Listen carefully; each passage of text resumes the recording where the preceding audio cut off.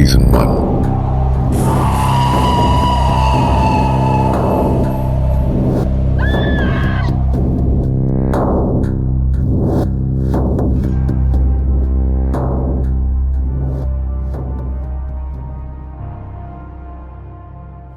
मृत्यु के बाद का जीवन एक रहस्य है, एक ऐसा रहस्य जिस पर विज्ञान ने भी आज तक किसी प्रकार की रोशनी डालने की कोशिश नहीं की है। आखिर क्या होता है मृत्यु के बाद हमारे शरीर का? यह शरीर जो मिट्टी में मिल जाता है, परंतु उसके अंदर रहती हुई आत्मा हवा में ही विलीन हो जाती है। आत्माओं का अस्तित्व जरूर होता है, अन्यथा मुक्ति नाम की चीज की उत्पत्ति शायद नहीं होती। आज की कहानी रहस्य और रोमांच के साथ खौफ से भी भरी है और इस कहानी के दो मुख्य किरदार हैं। पहला मनीष, जिसे बचपन से ही एक अजीब बीमारी थी जो बाद में जाकर उसका पेशा भी बन गई थी।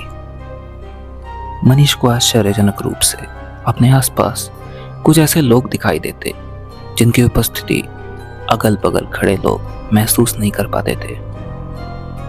मनीष सिर्फ और सिर्फ उसे दिखाई देने वाली उन अदृश्य शक्तियों को ना केवल देख सकता था बल्कि उनसे बातें भी कर सकता था। शायद उसके लिए कुदरत की दी हुई ये एक अद्भुत शक्ति थी और उसकी ये शक्ति उसका पेशा बन गई थी, जिसके माध्यम से उसने कई लोगों को उनकी समस्याओं से निजात दिलाई। इसी कहानी की दूसरी मुख्य किरदार हैं रोशेल, जो कि एक यूएस की निवासी हैं, परंतु रोहित से विवाह होने के कुछ दिनों बाद दोनों ही भारत शिफ्ट हो गए थे और उसके बाद से शुरू हुई कुछ ऐसी घटनाएं जिसकी कल्पना रोहित और रोशेल दोनों ने अपने बुरे से बुरे सपने में भी नहीं की होगी। मिस्टर नरूला भारतीय रेल विभाग में एक बहुत ही ऊंचे ओहदे पर कार्यरत थे और पैसों की बिल्कुल भी कमी नहीं होने के कारण उन्होंने अपने बच्चों के जीवन में कभी किसी प्रकार की कमी महसूस नहीं होने दी थी। अपने बेटे रोहित को उन्होंने कंप्यूटर इंजीनियरिंग में पोस्ट ग्रेजुएशन के लिए अमेरिका भेजा, जहां पढ़ाई करते करते रोहित की मुलाकात रोशेल नाम की एक लड़की से हुई। प्यार अपने परवान पर चढ़ा और अपने माँ बाप की इच्छा के विरुद्ध जाकर रोहित ने रोशेल से शादी कर ली। रोशेल से विवाह करने से उसे यूएस की सिटीजनशिप मिल गई और शादी करके दोनों एक खुशहाल जीवन व्यतीत कर रहे थे। इस बीच रोहित के संबंध अपने माता पिता के साथ बिगड़ते ही गए, परंतु जैसे हर जख्म को भरने में समय लगता है, वैसे ही रिश्तों में आई इस दरार को भरने में भी थोड़ा समय लगा। ऊपर वाले ने रोहित और रोशेल को एक सुंदर सी बेटी से नवाजा और उनकी जिंदगी में आई इस खुशी का ये पल परिवार वालों से दोबारा जुड़ने का रास्ता बन गया। रोहित के पिता को जैसे ही उनके दादा बनने की खुशखबरी मिली, वो फूले नहीं समाये और सारे गिले शिकवे भुलाकर अपनी पोती को देखने अमेरिका पहुंच गए।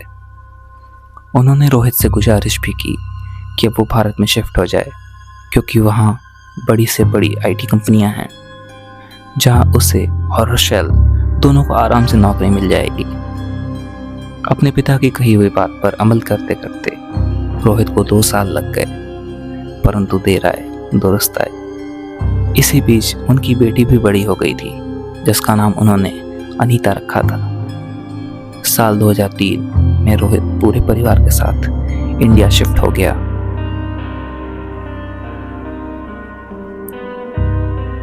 उधर उसके पिताजी ने भी उसके रहने के लिए एक अलग सा बंगला खरीद दिया था। रोहित और रोशेल को यह बंगला बहुत ही पसंद आया, क्योंकि इसकी खूबसूरती को 4 चांद लगा रहे थे इसका समुद्र के पास स्थित होना।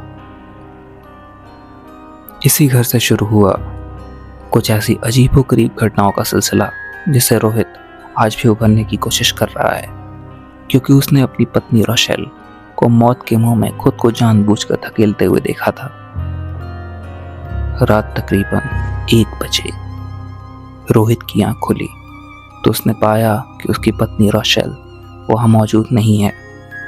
उसे खोजता खोजता छत पर जा पहुंचा और यह देखकर उसकी आंखें फटी की फटी रह गईं कि रोशेल छत के किनारे पर खड़ी थी और वो एक कदम भी अगर आगे बढ़ाती तो सीधा मौत के मुंह में होती। रोहित धीरे धीरे दबे पांव उसके पीछे पहुंचा और उसने एक झटके में अपनी ओर खींच लिया। रोशेल अजीब निगाहों से रोहित की ओर देख रही थी, मानो जैसे उसकी आंखों में कई सवाल छिपे हों और उसे कोई मालूमात नहीं थी कि वो रात के इस समय छत पर अकेली कैसे पहुंची। रोशेल को लग रहा था कि शायद वो कोई सपना देख रही है, परंतु जो कुछ भी वहां हो रहा था वो एक सच था, ना कि कोई सपना। रोहित को लगा शायद रोशेल नींद में चलते चलते यहाँ पहुंच गई होगी, परंतु ऐसा नहीं था, क्योंकि रोशेल को नींद में चलने की बीमारी तो थी ही नहीं। रोशेल को कुछ भी याद नहीं था कि वो यहाँ कैसे पहुंची। थोड़े दिनों में रोहित और रोशेल दोनों इस घटना के बारे में भूल चुके थे और एक बार फिर से जीवन सामान्य रूप से चल रहा था। तभी अचानक एक ऐसी घटना घटी जिससे रोहित अंदर तक सहम गया और पढ़ा लिखा होने के बावजूद भी जीवन के उस पार के जीवन की बातों पर विश्वास करने लगा था। रोहित और रोशेल को भारत में शिफ्ट हुए तकरीबन 2 महीने हो चुके थे। ये घटना आई गई हो चुकी थी, परंतु इस घटना के कुछ दिनों बाद एक घटना और घटी जो कि बहुत ही अविश्वसनीय थी। उस दिन रोहित को घर आने में थोड़ी देर हो गई। रात तकरीबन 1 बजे जब वो घर पहुंचा तो घर का दरवाजा खुला पड़ा था। रोशेल इस तरह की गलती कभी नहीं कर सकती, इसका रोहित को यकीन था।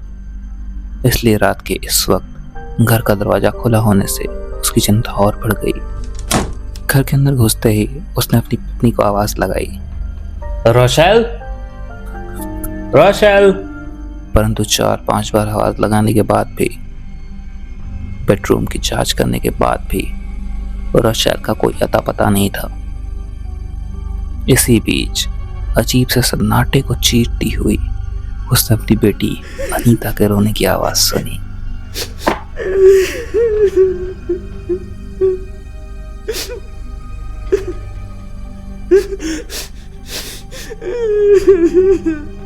ये आवाज अनीता के कमरे से आ रही थी। वो दौड़ता हुआ जब उस कमरे में गया तो भय से उसके पैर कांप रहे थे। अनीता कमरे में किनारे में बैठी थी और रोशेल अपने चेहरे पर एक अजीब सी मुस्कान के साथ और आंखों में क्रोध लिए अनीता को घूरे जा रही थी। पहली बार रोहित अपनी पत्नी रोशेल पर हाथ उठाया और अचानक ही मानो जैसे सब कुछ सामान्य सा हो गया। रोशेल को बिल्कुल होशो हवास नहीं था कि अब से कुछ देर पहले अपनी ही बेटी के साथ वो क्या कर रही थी। अनीता, उसे सब कुछ याद था क्योंकि वो हादसा उसी के साथ हुआ था। अनीता ने रोहित अर्थात अपने पापा को बताया कि वो कमरे में सोई हुई थी। तभी अचानक किसी ने उसे बिस्तर से नीचे धक्का दे दिया और जब अनीता ने अपना होश संभाला तो पाया कि वो कोई और नहीं बल्कि उसकी माँ थी, जो कि उसे किसी अजीब सी भाषा में कुछ कह रही थी।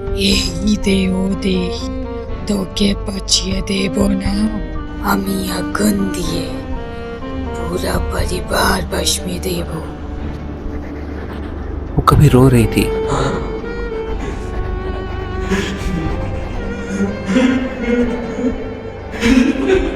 और कभी अपने आप हंसने लग रही थी। अनीता ने बताया रोशेल अर्थात उसकी माँ अपने बाल खोलकर जोर जोर से सर को घुमा रही थी और आज अगर उसके पापा टाइम पर नहीं आते तो शायद अनीता इस दुनिया में नहीं होती। अगले ही दिन रोहित ने अपनी बेटी अनीता को उसके दादा दादी के पास भेज दिया और जल्द से जल्द किसी मनोवैज्ञानिक से परामर्श लेने की सोची। उस दिन रात को जब रोहित की आंख खुली तो एक बार फिर से रोशेल अपने कमरे से गायब थी। पूरे घर में खोजबीन करने के बाद रोशेल फिर से अनीता के कमरे में ही मिली। और इस बार वो टकटकी लगाए सीलिंग फैन की ओर देख रही थी। रोहित ने जब उसे जोर से झकझोरा, रोशल ने उसकी तरफ क्रोधित निगाहों से देखा और जोर से चिल्लाते हुए बंगाली भाषा में कुछ अपशब्द कहने शुरू कर दिए। তুই চড়ি এই ঘর চলবে না, আমি তোকে ধ্বংস করে দেব। আমার অপমানের প্রতিশোধ আমি এক এক করে নেব।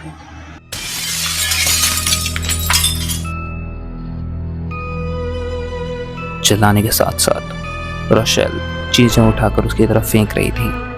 रोहित ने पूरी हिम्मत जुटाकर उस पर काबू पाने की कोशिश की। धीरे धीरे वो शांत होती गई और रोहित ने बिना समय गवाए उसे हॉस्पिटल में भर्ती करवाया और सारे टेस्ट करवाए। टेस्ट के परिणाम सभी ठीक थे। डॉक्टर्स को समझ नहीं आ रहा था कि आखिरकार रोशेल को यहाँ लाया क्यों गया था, क्योंकि उसकी तबीयत तो पूरी तरह से ठीक थी। रोहित से रोशेल की यह हालत देखी नहीं जा रही थी। अंततः उसने अपने पिता मिस्टर नरुला को सारी घटनाएं विस्तार से बताई और तब जाकर इस कहानी के एक और मुख्य पात्र मनीष का नाम प्रकाश में आया। मनीष को बचपन से ही अपने आसपास मृत लोग दिखाई देते थे जिन्हें हम अपनी आंखों से नहीं देख पाते। रोहित के घर में प्रवेश करने के साथ ही मनीष के चेहरे के हाव भाव बदल गए थे। उसे स्पष्ट रूप से इस घर में किसी मौजूदगी का एहसास हो चुका था। रोहित की बेटी अनीता के कमरे से एक जोरदार आवाज आई, जहां उसकी बीवी रोशेल आराम कर रही थी। दौड़कर जब वो उस कमरे में गए तो उन्होंने देखा कि बिस्तर पर पड़ी चादर इस वक्त रोशेल के गले में चारों तरफ लपेटी हुई थी और चादर का दूसरा कोना पंखे से। रोशेल ने आत्महत्या करने की कोशिश की थी, परंतु उसकी ये कोशिश रोहित और मनीष के ऐन वक्त कमरे में पहुंच जाने के कारण विफल हो गई थी। इस अंतराल में रोशेल उन्हें एक अजीब सी आवाज में कुछ अपशब्द कह जा रही थी। এই ঘর আমার ছিল, আমার থাকবে। मनीष ने रोशेल का हाथ अपने हाथों में ले लिया और मंत्रों का उच्चारण करने लगा।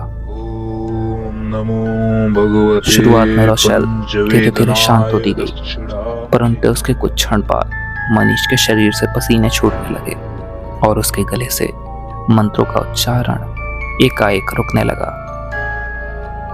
रोहित ने समझदारी दिखाई, तुरंत मनीष का हाथ खींचा, उसे कमरे से बाहर ले गया। करीबन 1 घंटे के बाद जब मनीष को होश आया, उसने रोहित से कहा कि हमें किसी भी तरह रोशेल को उस कमरे से बाहर निकालना होगा। मनीष और रोहित एक बार फिर से कमरे के अंदर गए और एक बार फिर से शुरू हुआ वही खेल। सबकी आंखों के सामने मनीष इस बार दिमागी तौर पर तैयार था, क्योंकि ये जिंदगी और मौत का सिलसिला था। उसने सीखी हुई सभी शिक्षाओं का उपयोग कर उस आत्मा पर काबू पाने की कोशिश करी और इस बार वो सक्षम भी हुआ। दोनों ने मिलकर रोशेल को जबरदस्ती उस घर से बाहर निकाला और आश्चर्यजनक रूप से घर से बाहर निकलने के साथ ही रोशेल की तबीयत में पूर्ण रूप से सुधार हो चुका था। आश्चर्यजनक बात तो वो थी जो मनीष ने बताई। उसने कहा कि इस घर के उसी कमरे में पुराने वाली की बीवी ने अपनी पति की बेवफाई के कारण उस कमरे के पंखे से लटक कर आत्महत्या कर ली थी और अपनी पति की बेवफाई के कारण शायद वो उस कमरे में किसी भी महिला को नहीं देख सकती। आज रोशेल सही सलामत है और वो घर आज भी वीराना पड़ा है। मेरा नाम श्रेयम है और आप सुन रहे हैं हॉरर टॉक। ऐसी और कहानियों के लिए बने रहिए हमारे साथ। सब्सक्राइब कीजिए हमारे चैनल को और अगर पसंद आए तो इसे शेयर करिए अपने दोस्तों के साथ। मैं बहुत जल्द हाजिर होऊंगा एक नई कहानी के साथ।